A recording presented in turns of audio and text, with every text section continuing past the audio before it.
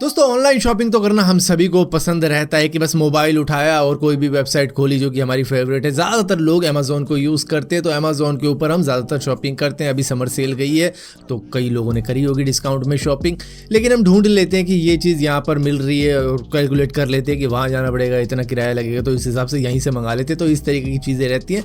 लेकिन अब सेलर के लिए थोड़ा सा दिक्कत वाली बात हो चुकी है अमेज़ॉन के ऊपर, क्योंकि वो कमीशन बढ़ाने जा रहे हैं। अभी क्या होता है कि आप अमेज़ॉन पे प्रोडक्ट को देखते हो, उसका प्राइस देखते हो, लेकिन उस प्राइस के अंदर क्या होता है कि अमेज़ॉन का भी थोड़ा सा कमीशन रहता है, जिस वजह से अमेज़ॉन भी कमा रहा है इनसे। तो हमको जो फाइनल प्राइस पे करना होता है उसमें अमेज़ॉन का भी कमीशन होता है, सेलर का भी प्रॉफिट होता है। तो इस तरीके से सारा का सारा काम चलता है। लेकिन अमेज़ॉन अब अपना कमीशन बढ़ा रहा है, कह रहा है इतना भी हमारा काम चल नहीं रहा है, हम थोड़ा सा और कमीशन लेंगे तुम लोगों से, जो सेलर होंगे उनसे थोड़ा और कमीशन लेने वाले हैं। जितने भी लोग beauty, personal care, baby care, automotive या फिर ग्रोसरी या फिर मेडिसिन वाले प्रोडक्ट बेचते हैं अमेज़ॉन के ऊपर, उनके ऊपर ये और भी ज़्यादा कमीशन लगाने वाला है। करीबन 5% से लेकर 15% तक का कमीशन हाइक करने वाला है। ये देखने वाला है कि मतलब कौन सी कैटेगरी का प्रोडक्ट है, उस हिसाब से कमीशन लगाएगा। लेकिन ये 31 मई 2023 से लग जाएगा, जिसका डायरेक्ट इम्पैक्ट किस पर पड़ने वाला है?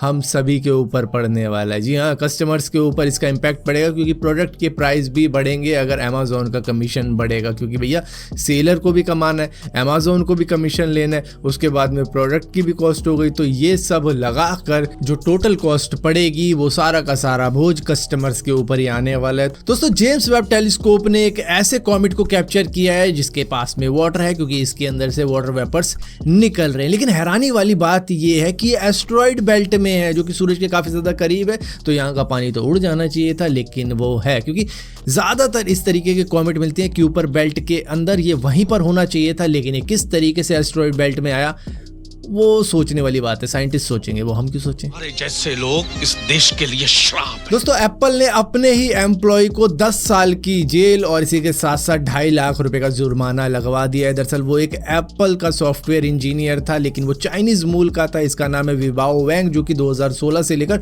2018 तक एप्पल के एक ऑटोनोमस व्हीकल के ऊपर काम कर रहा था, जो कि सेल्फ ड्राइविंग के लिए था। ये जिस टीम के अंदर था उसमें हार्डवेयर भी बनवाए गए, सॉफ्टवेयर भी डेवलप करवाया गया इनके ऑटोनोमस व्हीकल के लिए। लेकिन ये बिना बताए 2018 में भाग गया चाइना में। और जब इसके कैलिफोर्निया के घर में छापा मारा गया तो देखा कि एप्पल का काफी सारा डेटा इसके पास में था। तो ये तो भाग गया चाइना। अब इसको जो भी सजा सुनाई है, अब वो कह रहा वहीं से कि भैया किसी और को दे दो, मेरी जगह पे मैं तो आने वाला नहीं हूँ अब अमेरिका। अब वो देख रहे हैं किस तरीके से इसको चाइना से अमेरिका लाया जा सकता है, नहीं लाया जा सकता। वैसे तो नहीं लाया जा सकता, बहुत भागे हैं इधर से उधर, तो अब तक तो लाए नहीं गए। देखते हैं क्या होता है। अब पता कैसे चला इसके बारे में? दरअसल 2018 के वक्त में एक जियाओ लैंग जैंग, पता नहीं जैकी चैन का कौन सा भतीजा था, जियाओ लैंग जैंग नाम करके एक बंदा था, वो भी इन्हीं का एम्प्लॉय था। वो भाग रहा था, उसको एयरपोर्ट से ही पकड़ लिया इन्होंने।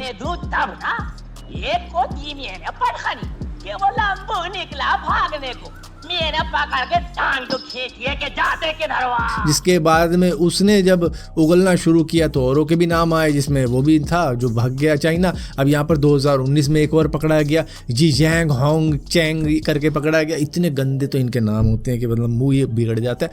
तो उसको भी पकड़ लिया गया, वो भी भागने की कोशिश कर रहा था। बाकी ये था चालाक, ये पहले ही निकल गया। दोस्तों अक्सर हम जॉब के लिए कंसल्टेंसी के पास में चले जाते हैं, जहाँ पर हमसे कहा जाता है कि भैया 1500 रुपये दे दो, 2000 दे दो, 2500 दे दो, 5000 रुपये दे दो, आपकी जॉब लगवा दी जाएगी। लेकिन जॉब मुश्किल से ही कोई ना कोई लगवाता है, वरना वो भी एक अलग ही फ्रॉड खेल रहे होते हैं। तो इसी तरीके से मुंबई की रहने वाली मिका ज्ञानी के साथ में एक फ्रॉड हो गया, जहाँ पर उन्होंने 3.5 लाख रुपये लुटवा दिए अपने। इंस्टाग्राम के ऊपर इनको मैसेज आया कि आपकी नेटफ्लिक्स के अंदर जॉब लगवा सकते हैं हम। जिसके बाद में इसने कहा भैया लगवा दो, 4500 रुपये पर डे के हिसाब से सैलरी रहेगी नेटफ्लिक्स के अंदर। और इनको कहा गया कि अब ऐसा करो, आप 850 रुपये दे दो। इन्होंने कहा 850 रुपये होते क्या हैं, लो 850 रुपये पकड़ो। जिसके बाद में इनको कहा गया कि मैडम चलो इतने तो दे दिया आपने, अब आपका ऐसा हम सिक्योरिटी डिपॉजिट करवा दो, आप 4000 रुपये दे दो। जिसके बाद में आपका हम एडमिट कार्ड वगैरह बनवाते हैं, मतलब जो आई कार्ड वगैरह होता है वो बनवा देते हैं, ताकि आपको हम भेज सके। जिसके बाद में कहा गया भैया 10,000 रुपये और दे दो। फिर कहा गया मैडम ड्रेस व्रेस है, लैपटॉप वगैरह है, तो ये 50,000 रुपये की बाहर की कंपनी है ना, तो इतना तो करती है ये। तो इन्होंने 50,000 रुपये और दे दिए। तो इस तरीके से करते करते करते इन्होंने 3.5 लाख रुपए दे दिए, जिसके लिए इनको कहा गया कि भैया ये रिफंडेबल है, आपको रिफंड मिल जाएगा। तो हर एक पैसे का जब भी लिया जा रहा था रिफंडेबल कह के इनको 3.5 लाख रुपए का चूना लगा दिया गया, जिसके बाद में इनको मालूम चला कि ये फ्रॉड हो चुका है मेरे साथ में, 1 रुपया भी मुझे वापस नहीं मिलने वाला। तो शुरुआत ये अक्सर छोटे पैसों के साथ में होती है कि 500 रुपये ले लिए, 1000 ले लिए, 2500 ले लिए। एक बार आपका पैसा फंस गया ना, आप उसके चक्कर में और देते चले जाओगे। दोस्तों, घर खरीदना कितना ज़्यादा मुश्किल हो चुका है वो आपको बड़े अच्छे तरीके से मालूम होगा, लेकिन कैलिफोर्निया की एक महिला जिनका नाम रूबिया डैनियल है, उन्होंने एक ऐसी डील क्रैक करी है इटली के सिसिली के अंदर कि आप हैरान हो जाओगे। उन्होंने सिर्फ $3.5 में उन्होंने इटली में 3 घर खरीद डाले जो कि अबेंडेंट थे, कोई भी उनके अंदर नहीं रहता था। जैसे ही उनको मालूम चला 3 दिनों के अंदर ही किसी तरीके से प्लेन का टिकट खरीदा और उसके बाद में कार रेंट करके सीधा उस जगह पर पहुंच गई और वहां पर बाय कर लिए 3 अबेंडेंट घर जिनके अंदर कोई भी नहीं रहता, सिर्फ $3.5 में। मतलब 300 रुपये से भी कम में इन्होंने घर खरीद डाला, जो कि हैरानी की बात है। सभी लोग शौक हो गए कि काश ये डील हमको पता लग जाती, हम भी वहाँ पर खरीद लेते। अब इटली के अंदर ऐसा क्यों हो रहा है? क्योंकि उनकी पॉपुलेशन डिक्लाइन होती चली जा रही है, जिसकी वजह से कई सारे ऐसे अबेंडेंट घर हैं जिनके अंदर कोई भी नहीं रहता है, तो वो ऐसे ही दिए जा रहे हैं कि चलो लोग ले लेंगे और उसमें देखो गवर्नमेंट को पैसा नहीं लगाना पड़ेगा और टाउन सही का सही रहेगा